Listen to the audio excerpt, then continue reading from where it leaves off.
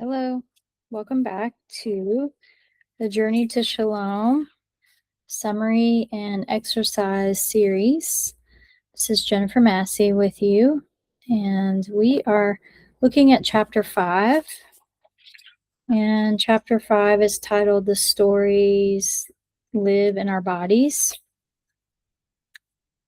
And the biblical story that Molly elaborates on is Jesus healing on the Sabbath. But you wouldn't know that until you got to the end, because as I imagine it was for Jesus, Molly writes it from that perspective as well, that the more important focus was the person whom she named Leah, who suffered in her body for an extended period of time and had an impact on her, not just her life, but her family's life. And, most of the story, although it's not elaborated on in the Bible, but most of the story is really about Leah and her encounter with Jesus. And then the end of the story is really about the Pharisees who are judging and criticizing Jesus for healing on the Sabbath. And so that's how we enter into this topic about stories live in our bodies. And I also want to draw a connection here of how the similar spirit coming from the Pharisees of judgment and criticism and rigidity and rules is a very similar spirit that we have inherited and absorbed from our ancestry towards bodies.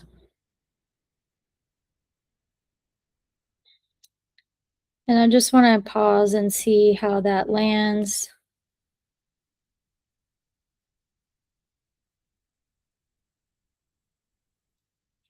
Because not just about Jesus healing on the Sabbath, but about Jesus healing bodies. That was and even is an issue. And there's some thread that darkness has a strong hold of in our humanity to bring division and disgust to our bodies.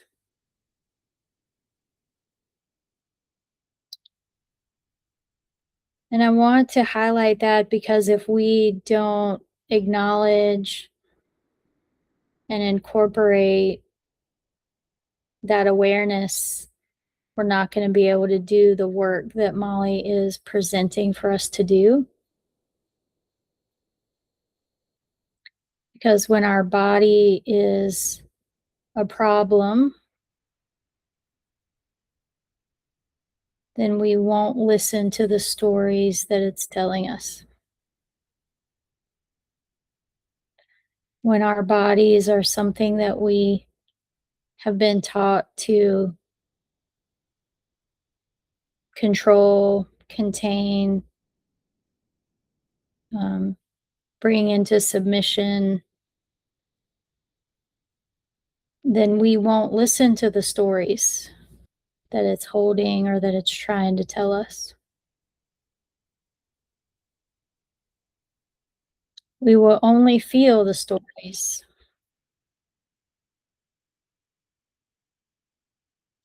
And then when we feel the stories our body is telling us, we will travel every distance to try to find somebody who understands the story. But hardly ever will we find someone, because the story is ours and it's really meant for us to hear.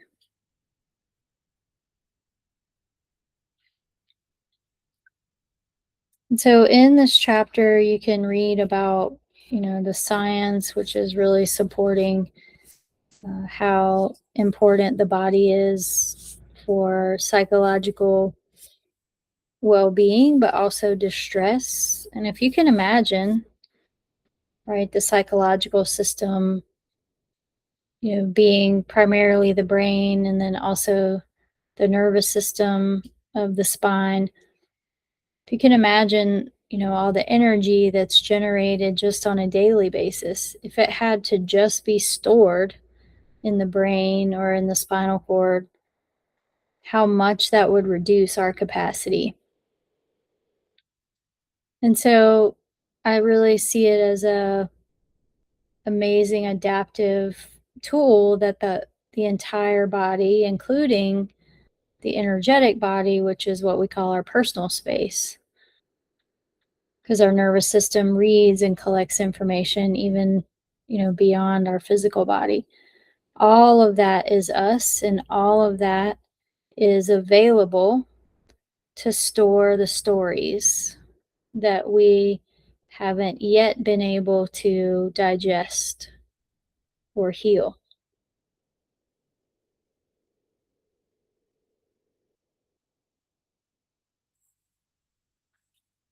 And so this awareness is not new to mankind, but it has definitely reshaped the approach that we're taking in neuroscience, psychotherapy. We realize that we were in error, that you cannot heal the mind with just the mind, or even heal the mind with just the soul, but the mind lives in the body, and the body holds the stories, it protects, it does everything that the mind can do, but it uses a different language. It doesn't speak English, which is learned, doesn't rationalize or analyze, but it speaks in sensations. It communicates with intensity. It's very intelligent. And we seem to accept and value this kind of communication and intelligence in infants and even young children. And as our mind develops, for some reasons, I don't know, we tend to give more value than to those mental capacities and diminish the value of the language and the messaging from our bodies. But I would suggest to you that our bodies are our first source of intelligence that does not shrink or diminish as we get older. Even though our mental capabilities increase, our body continues to be intelligent and continues to be the pioneer of our adaptability and survivability, where the mind is only getting the information because the body is retrieving it and sometimes storing it. So I'm going to veer away from the exercises that she has in this book. I think they're reasonable. If you have a relationship with your body. But I know from personal experience, from participating in the culture of Western society, but also the culture of Western Christianity, that we don't have a productive or even kind relationship with our body. So, the exercise that I'm going to invite you to is not simple, but it's a conversation on some capacity, depends on where you're starting out, some capacity to make repairs and reconcile a relationship between your mind and your body.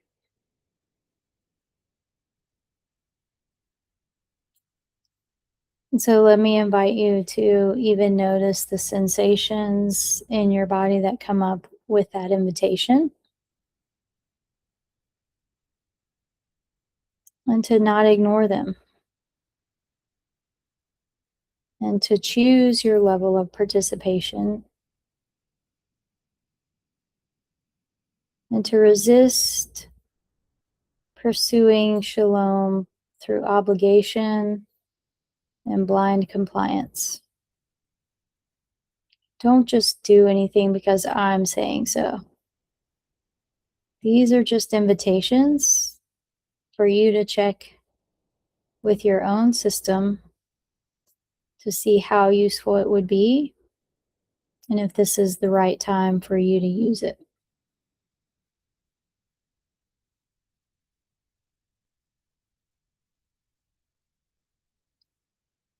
So here is the exercise, a conversational prayer of repair with the body and mind.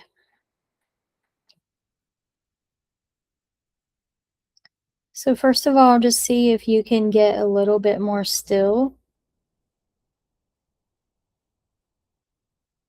with as little effort as possible. Just how still can you be? And if you're still moving, it's fine. And if it feels relatively safe to close your eyes, you'll be able to use your attention with less effort.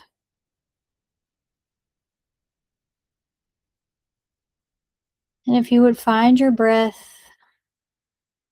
it is the easiest accessible vehicle of connection between your mind and your body. Notice your breath going in through your nose. Feel the temperature. Follow it with your awareness down the back of your throat. And then imagine that breath as it's going in to expand your lungs.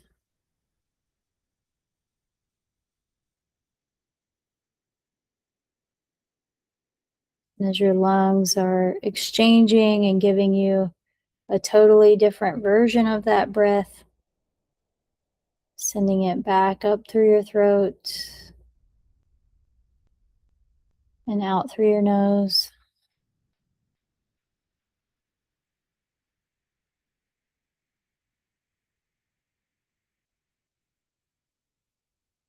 And it repeats this without your support, minute after minute.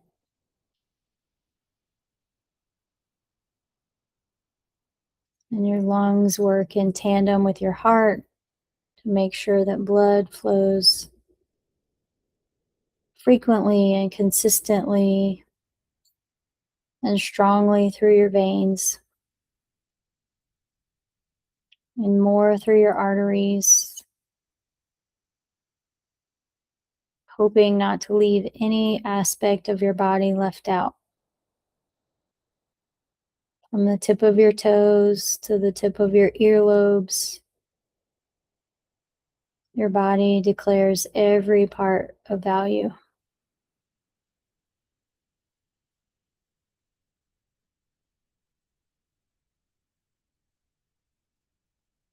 And let me just ask you to notice how you feel towards your body. And I'm sure it is carrying a lot of stories. But today, I'm going to ask the stories to stay back. We're not quite yet to the stories, but we want to repair any fractures in our relationship with the mind body. Seeing how you feel towards your body will give you a little bit of an indication of the repairs needed or the ruptures that exist.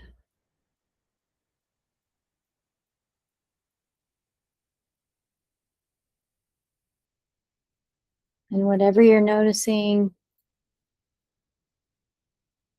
is there anything that you would like to acknowledge from your mind to your body?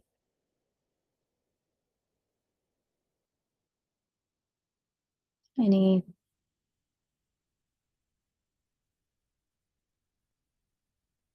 hard feelings, hurtful judgments,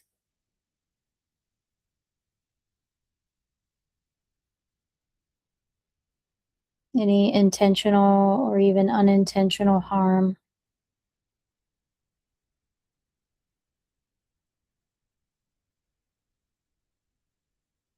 Do you feel drawn to acknowledge any neglect?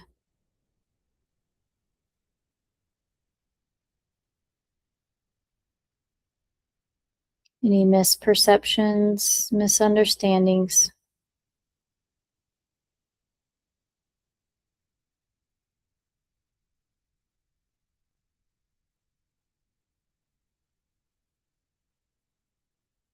And if you have the capacity today to ask your body if it feels offended by your mind in any way,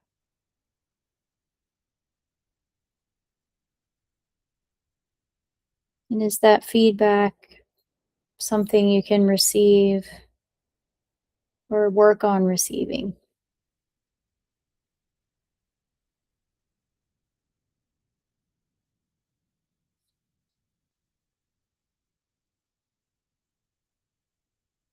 And as you listen, use your breath to transfer any emotional energy that's coming up.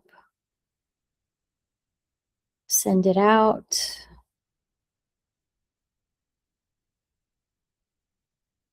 Draw new life in.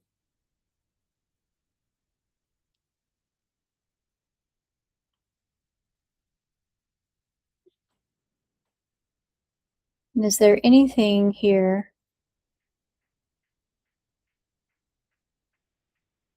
that we could invite the Lord into seeing and noticing on our behalf?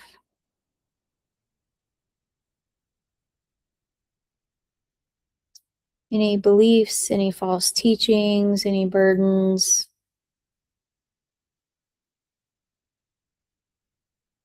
that we have not seen or maybe still not seeing, that are bringing a division between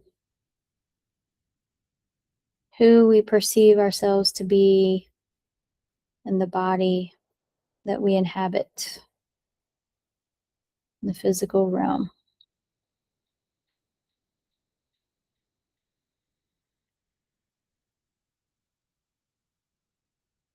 And if you do notice any burdens, any beliefs, be sure to confess them, ask the Lord for your protection, reject the work of the evil one in your body and in your mind.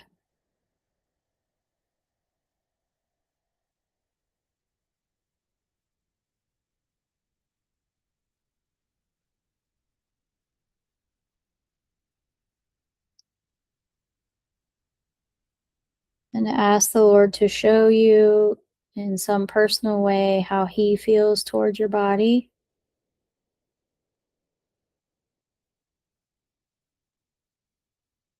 And don't just go with the first thing you hear. It might not be from the Lord, it might be something you've been taught. Really stay with, what does the Lord see and say to you about your physical body?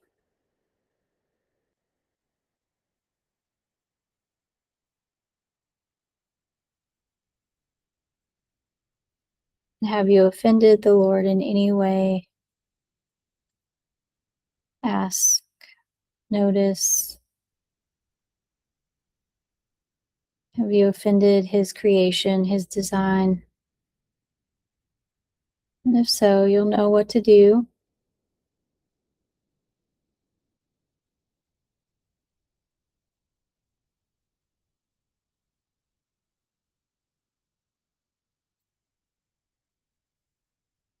Now I'm going to invite you to a renewal relationship between your mind and body. And summarizing, noticing whatever you've noticed from this exercise, you'll fill in the blank spaces. In the past, I believed that my body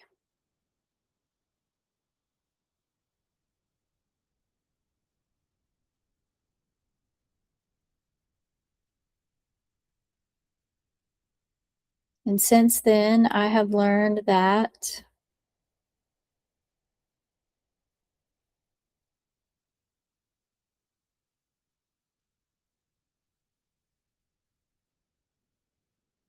and as a result of my learning, I no longer choose to believe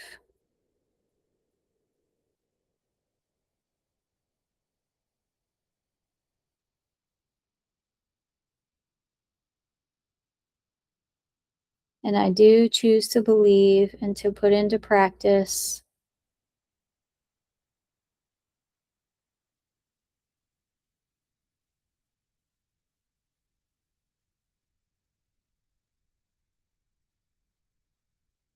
and I seek forgiveness and to make amends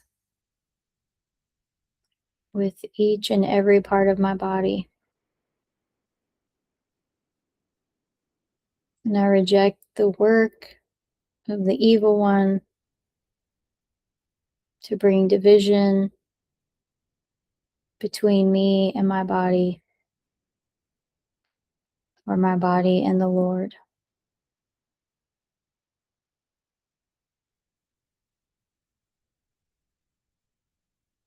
With thanksgiving and gratitude to the one who sees us and chose to come and live among us and to sacrifice his life and his body to save us from that which we cannot save ourselves.